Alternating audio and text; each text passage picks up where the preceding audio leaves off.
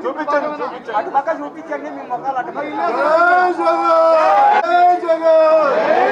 జగనన్న నాయకత్వం జై జగన్ జగనన్న నాయకత్వం జగనన్న నాయకత్వం జై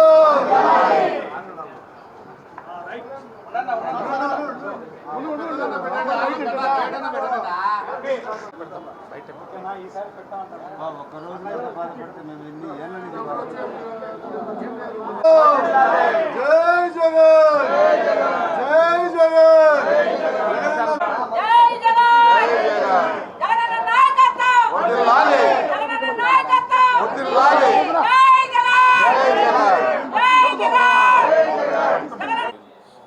ఈరోజు డిఎస్సి ఫస్ట్ సంతకం అన్నాడు. డిఎస్సి మీదనే నేను ఫస్ట్ సంతకము, డిఎస్సిని చాలా పగడ్బందీగా జరుపుతానని దాదాపు 16,000 పోస్టులు వేసి జరిపాడు. దానికి ఎన్నో ఆరోపణలు వస్తున్నాయి.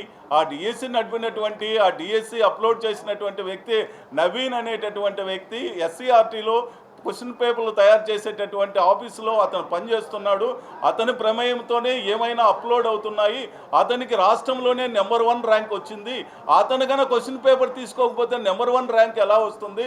అతని ద్వారా ఎంతమందికి ఆ క్వశ్చన్ పేపర్లు రాష్ట్రంలో అందినాయి అనేది సమగ్ర విచారణ జరిపించమంటే దానికి పలకడం లేదు. పోనీ ఆ నవీన్ అనేటటువంటి పిల్లకాయకి నెంబర్ 1 ర్యాంక్ వచ్చినటువంటి పిల్లకాయకి ఏమన్నా ఉద్యోగం ఇచ్చినారంటే ఇవ్వాల, వాడిని పక్కకు తప్పించేశారనమాట. ఏమంటాడు, వాడు టెంపరవరీగా పనిచేస్తున్నాడు కాబట్టి వాడు ఎన్ఓసి తీసుకోలేదు మా దగ్గర అంటారు. టెంపరవరీగా పనిచేసేటటువంటి వ్యక్తి ఎన్ఓసి తీసుకోవాల్సిన అవసరమే లేదనేది మనకందరికి కూడా తెలిసినటువంటి విషయమే. ఇంకొకసారి ఏమంటారు, అతను మాకు సర్టిఫికేట్లు వెరిఫికేషన్కి రాలేదు అంటారు. సర్టిఫికేట్లు వెరిఫికేషన్కి వచ్చేదానికి అక్కడ మొత్తం ఆన్లైన్ సిస్టమ్ నుంచి అతని పేరే తొలగించినారు. ఎందుకంటే అతని ద్వారా బయటకు వస్తాయి అనేటటువంటి ఉద్దేశంతో అతన్ని పక్కన పెట్టడం జరిగిందనమాట. ఈ విధంగా ప్రతి జిల్లాలో కూడా చాలామందికి మెరిట్ ఉండేటటువంటి నిరుద్యోగులకందరికీ కూడా చాలా అన్యాయం జరిగింది. దాని మీద సమగ్ర విచారణ జరిపించమంటున్నాము. అలాగే స్పోర్ట్స్ కోటాలో ఎట్లంటే అలా ఇచ్చారు. ఏం చేయాలి? డిఎస్సి అంటే డిఎస్సి పరీక్ష రాయాలి, తర్వాత నెట్ క్వాలిఫైడ్ కావాలి.